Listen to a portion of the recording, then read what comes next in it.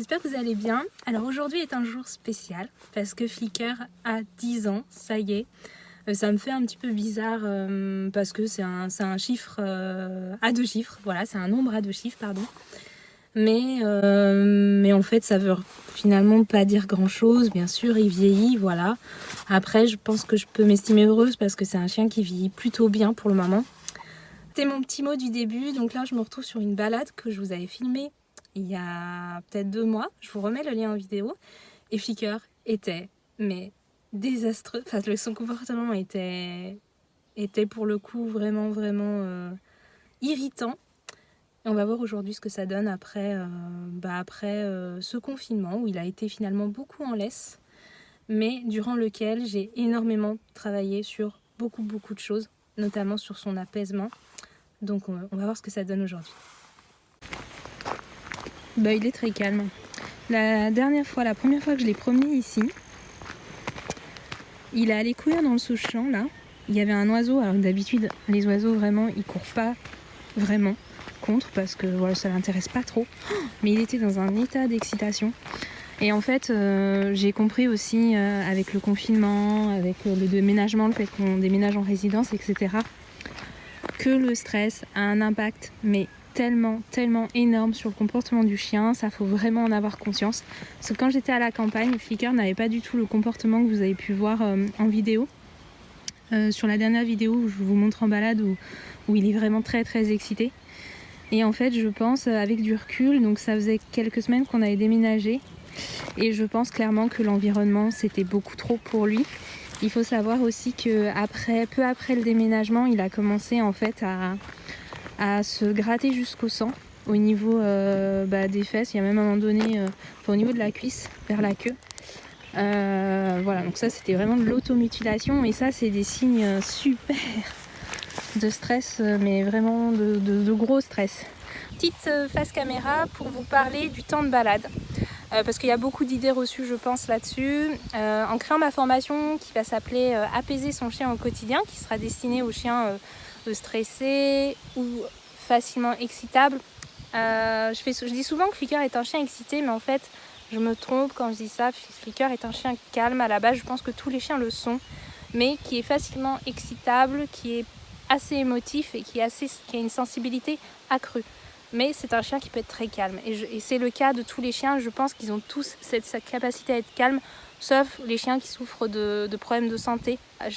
Je dis pas mal de choses sur la balade dans ma formation et je vous parle du temps de promenade. Donc j'ai lu pas mal de choses, des études scientifiques, etc. Moi j'aime bien j'aime bien m'appuyer sur la science parce que je trouve qu'il n'y a rien de plus. Évidemment faut la coupler à la pratique, mais c'est déjà une bonne façon de commencer.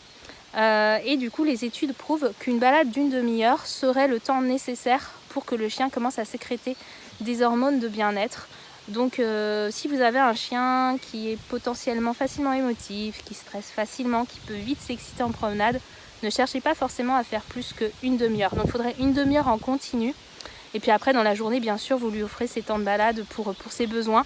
Mais si votre chien a vraiment des gros problèmes émotifs, ne cherchez pas forcément à le balader trop, surtout si vous êtes en ville. Voilà, petit coucou de Flicker qui valide tout ça. Enfin, un petit supplément par rapport à ce que je viens de vous dire. Si votre chien est excité pendant une demi-heure, évidemment que ça ne compte pas. Il faut qu'il soit calme pendant une demi-heure et là c'est bénéfique pour lui. Petite biche là-bas. Donc Flicker, je l'ai vu avant lui, donc je l'ai rattaché. Quand même pas jouer avec le feu. Et en fait, il l'a vu. Ouais, voilà, il a fait ça. Donc ça, c'est très bien, je récompense. Et la biche est en train de partir. Et voilà, et c'est parfait. Donc ça, je récompense. Hop, je récompense bien. Je mets des belles récompenses. Dans la formation, pareil, moi c'est avec Flicker et c'est un chien c'est un chien de chasse quelque part qui a quand même des origines. Oui, super. Parce que c'est il a une lignée en fait qui est génétiquement faite pour rapporter le gibier d'eau. Donc voilà. Et c'est vrai que j'avais quand même pas non plus la catastrophe, mais en forêt, s'il y a des odeurs, etc., je peux vite le perdre. S'il y a un animal, on n'en parle pas. Et du coup, durant tout le confinement, j'ai beaucoup travaillé sur ces histoires de prédation. Et en fait, aujourd'hui, c'est quand même nettement amélioré. Là, on voit que voilà, ça l'excite un petit peu. Et il revient, il se couche. Donc tout ça aussi, j'en parlerai dans la formation Apaiser son chien au quotidien. Depuis tout à l'heure, je me rends compte que je vous parle d'une formation qui n'est pas encore sortie et qui n'a pas de date de sortie pour le moment parce que j'en ai pas. Je prends mon temps tout simplement. Mais je pense que ce sera d'ici quelques semaines, voilà. Mais je crois que j'en ai pas encore parlé ici et ça peut vous faire patienter en attendant si vous vous intéressez un petit peu à ce que je fais, à mes vidéos, à Flickr. Si vous me suivez aussi sur Instagram, n'hésitez pas parce que je partage beaucoup de stories. Et bien en fait, j'ai sorti une formation gratuite sur le renforcement positif qui s'appelle Bien débuter le renforcement positif.